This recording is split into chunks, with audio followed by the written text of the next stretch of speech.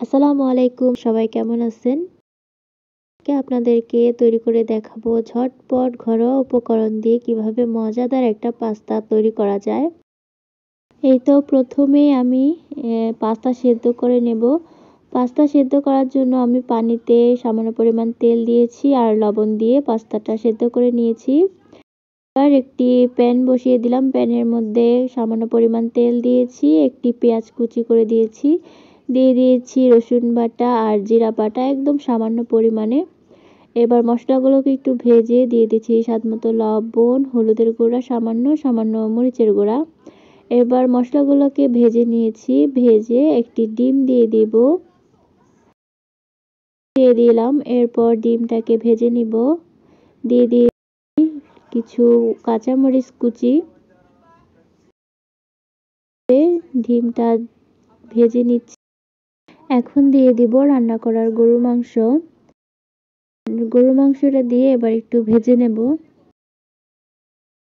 ভালোভাবে মাংসটা মশলার সাথে ভেজে নিয়ে এবার সেদ্ধ করা পাস্তা দিয়ে দিব। পাস্তা দিয়ে সবগুলো মশলা ভালো করে পাস্তার সাথে নেড়েচেড়ে নিব এবং একদম ঝরঝরা করে পাস্তাটা ভেজে নেব। রান্না করার সময় পাস্তাটা যদি ঝরঝরা না হয় তাহলে খেতেও ভালো লাগে না, দেখতেও ভালো লাগে না। তাই চেষ্টা করবেন পাস্তাটা একটু ঝরঝরা করে ভেজে নেওয়ার জন্য। এটা কিন্তু একদম ঝরঝরা করে ভেজে নিচ্ছি। এই পর্যায়ে দিয়ে দিয়েছি কিছু পরিমাণ ধনিয়া পাতা কুচি।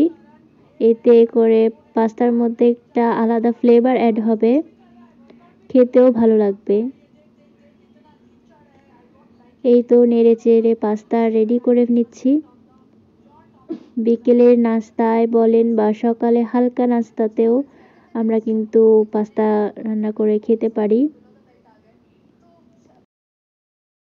এই তো তৈরি হয়ে গেল ঘরোয়া উপকরণে মজাদার পাস্তা। ভিডিওটি যদি আপনাদের কাছে একটুও ভালো লেগে থাকে তাহলে ভিডিওটিতে একটি লাইক দিয়ে দিবেন, কমেন্ট করবেন, শেয়ার করে দিবেন আপনাদের পরিবার পরিজন বন্ধু বান্ধবদের সাথে। চ্যানেলটিকে সাবস্ক্রাইব করে বেল আইকনটি প্রেস করে দিবেন পরবর্তী ভিডিওর জন্য। ফেসবুক থেকে দেখে থাকলে আমার পেজটিকে লাইক ফলো করে দিবেন। আজকের মতো আপনাদের সবাইকে আল্লাহ হাফেজ। পরবর্তী অন্য ভিডিও নিয়ে আবার দেখা হবে। সবাই ভালো থাকবেন, সুস্থ থাকবেন। আসসালামু আলাইকুম।